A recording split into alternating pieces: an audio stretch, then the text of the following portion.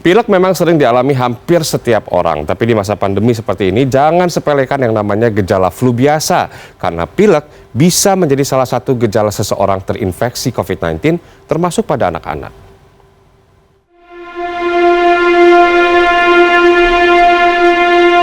Tidak pandang bulu, COVID-19 dapat menginfeksi siapa saja, termasuk anak-anak. Spektrum gejala klinis akibat virus ini bervariasi, mulai dari tanpa gejala, bergejala ringan, hingga perlu mendapatkan perawatan intensif dapat dialami pada usia dini. Ada beberapa gejala kerap muncul saat anak terpapar COVID-19. Pilek salah satunya. Berbeda dengan flu biasa atau selesma, dokter spesialis anak Andreas menyebut gejala flu karena COVID-19 yang dialami anak kerap disertai dengan gejala lain. Jadi kalau memang flu biasa yang kita sering sebut atau bahasanya common cold itu biasanya jarang disertai demam. Sedangkan kalau flu-nya memang karena COVID, biasanya itu cenderungnya ada demam, ada batuk, ada sesak nafas, atau sakit menelan, dan badannya tuh ngerasanya sakit sekali ya. Jadi karena dia sistemik atau seluruh tubuh, jadi gejalanya itu lebih menyeluruh, makanya gejalanya ini keluar demamnya. Tidak boleh diabaikan, perlu pemeriksaan tes COVID-19 untuk memastikan apakah anak positif COVID-19 saat mengalami gejala flu yang disertai gejala lain. Ya, kalau ada kontak 3 hari pertama, kalau mau cek boleh swab antigen.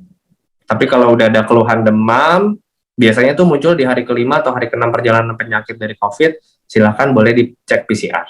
Silahkan nanti sambil menunggu swab PCR, biasanya nanti konsultasi juga tuh. Biasanya nanti kita arahkan sebelum kita tahu ini memang positif COVID, kita tetap kasih tata laksana yang mirip, yang sama-sama orang yang menderita COVID. Kenapa? Karena dia ada riwayat kontak. Jadi kita kasih yang pertama vitamin C. Dosisnya berbeda-beda bergantung sama usia.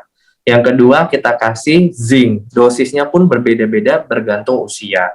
Lalu vitamin D3 itu dosisnya juga berbeda bergantung dengan usia. Selain vitamin-vitamin tersebut, yang jelas kalau ada keluhan demam silakan diberikan obat demam. Kalau ada pilek boleh diberikan larutan natrium klorida atau larutan fisiologis untuk cuci hidung. Sementara itu, menurut Dewan Pakar Ikatan Ahli Kesehatan Masyarakat Indonesia, Hermawan Saputra, masyarakat dituntut lebih sadar akan bahaya infeksi virus di masa pandemi. Tidak hanya pada orang dewasa, edukasi protokol kesehatan kepada anak penting dilakukan sebagai upaya pencegahan paparan virus mematikan. Dalam penanganan pada anak juga tidak boleh panik. Orang tua seringkali terlalu panik ya atau over, sehingga kadang kebingungan harus bagaimana. Tetapi kalau anak-anak demam, bergejala seperti yang tadi di suasana seperti pandemi, batasi ruang geraknya, gunakan protokol kesehatan baik orang tua maupun anak. Jadi ajari bagaimana menggunakan masker gitu ya. Bagaimana dia harus berperilaku di rumah, ya tentu diberikan contoh yang baik.